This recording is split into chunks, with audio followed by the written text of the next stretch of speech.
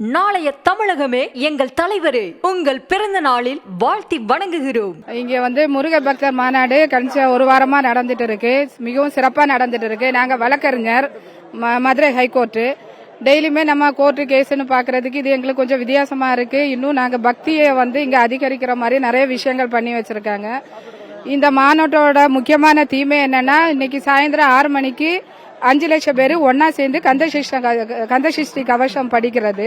So இது எங்களுக்கு ரொம்ப மனசுக்கு ரொம்ப சந்தோஷமா இருக்கு. இன்னும் மகிழ்ச்சியா நாங்க ஃபீல் பண்றோம்.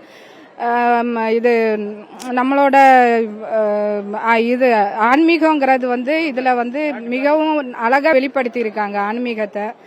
ஸோ இது மக்களுக்கு நல்லா சென்றடையணும். மக்கள் இன்னைக்கு மக்களுக்கு விழிப்புணர்வு வேணும். மெயினா மக்கள் மாரல் ஆக்டிவிட்டீஸ்ல எந்த ஒரு டிசிப்ளின்ங்கிறது இப்போ இல்லாம இருக்கு மக்களிடையே. இந்த மாநாடோட முக்கியமான நோக்கம் மக்கள் ஒரு அவேர்னஸ் எதுக்கு கிரியேட் பண்றாங்கன்னா, ஒரு ஒழுக்கத்தை கடைபிடிக்கிறதுக்கும் ஒழுக்கத்தை நம்ம எப்படி நம்ம மக்களிடையே கொண்டு போனோங்கிறதுக்காக தான் இந்த மாநாடை சிறப்பா செஞ்சுட்டு இருக்காங்க.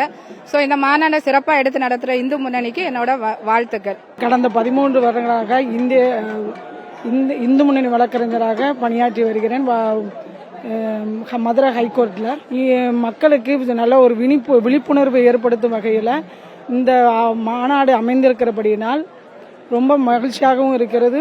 ஒவ்வொரு அறுபடை வீடும் பார்க்கறதுக்கு ரொம்ப சிறப்பாகவும் மன மகிழ்ச்சியாகவும் ஒரு ஆன்மீகத்தை வளர்க்கக்கூடிய அளவில் நல்ல ஒரு சிறந்த ஒரு விழிப்புணர்வு மக்களுக்கு ஏற்படுத்தக்கூடிய வகையில் அமைக்கப்பட்டிருக்கிறபடியினால் நல்ல சந்தோஷமா இருக்கு. ஆமா, இது ரொம்ப அதான் சொல்றேன்ல, மன மகிழ்ச்சியா இருக்கு.